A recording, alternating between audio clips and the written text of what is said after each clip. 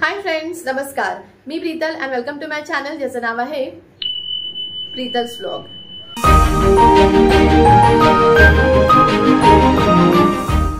आज मी तुमच्यासोबत एका प्रोडक्टचा रिव्ह्यू शेअर करणार आहे. अशी एक पारंपरिक वस्तू जी मी माझ्या किचनमध्ये हल्लीच ॲड केली आहे आणि ती म्हणजे हा खलबत्ता, दगडी खलबत्ता आणि हा वरवंटा.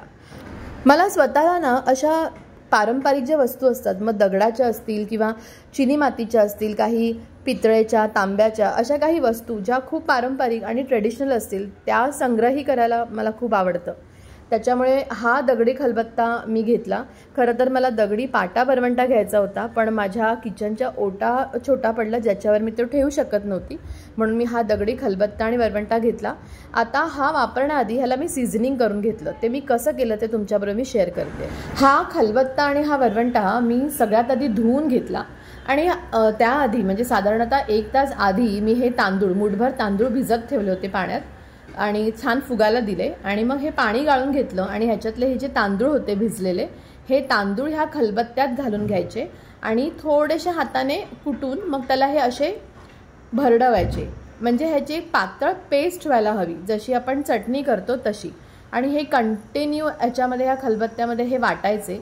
आणि वाटताना ना हे जे तांदूळ आहेत हे जे आपण वाटू तेव्हा वाटताना ह्या खलबत्त्याच्या सगळ्या बाजूने म्हणजे आतील आणि हे वरच्या साईडला सुद्धा हे लागायला पाहिजे, जेणेकरून ह्या खलबत्त्यामध्ये, ह्या दगडी खलबत्त्यामध्ये जे काही पार्टिकल्स असतील मातीचे किंवा दगडाचे ते निघून जातात आणि हा जो खरभरीत सरफेस असतो तो छान असा स्मूथ होतो, ज्याच्यामुळे आपण ह्याच्यामध्ये नंतर जे काही कुटू म्हणजे आलं लसूण पेस्ट असेल किंवा मिरच्या असतील किंवा अजून काही कुटायचं असेल ते खूप छान कुटलं जातं आणि ह्याच्यातली जी माती असते एक्स्ट्राची ती निघून जाते. हे बघा, अशा प्रकारे मी बाजूलाही म्हणजे बाहेरच्या साईडने सुद्धा हे छान असं ह्याला घासून घेतलं आणि आता मी हे नळाखाली हे दोन्ही स्वच्छ धुवून घेतलं.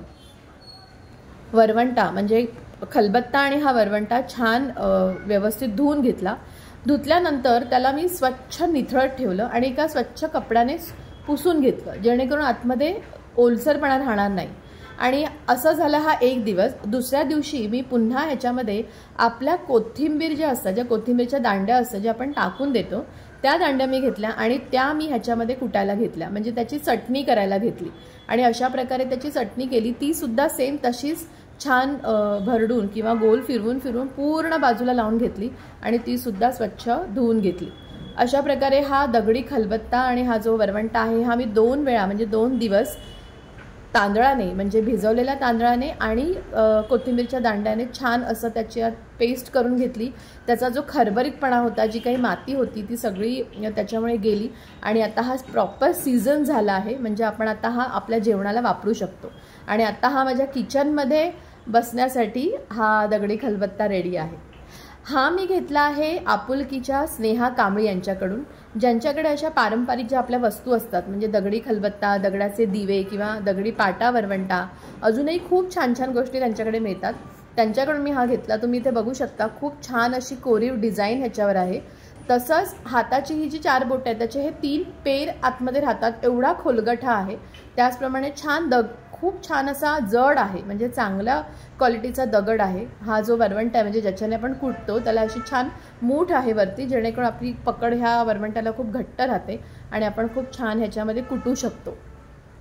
2 दिवसानंतर जेव्हा मी छान ह्याला सीझन करून घेतलं तेव्हा मी अगदी 2 बोटं तेलात बुडवून आतल्या साईडने आणि बाहेरच्या साईडने हे तेल त्या दगडी खलबत्त्याला लावून घेतले. पूर्णतः ऑप्शनल आहे, तुम्हाला जर नाही लावायचं असेल तर चाललं, त्याने काही फरक नाही पडत, पण मी लावून घेतलं कारण छान दिसत होतं.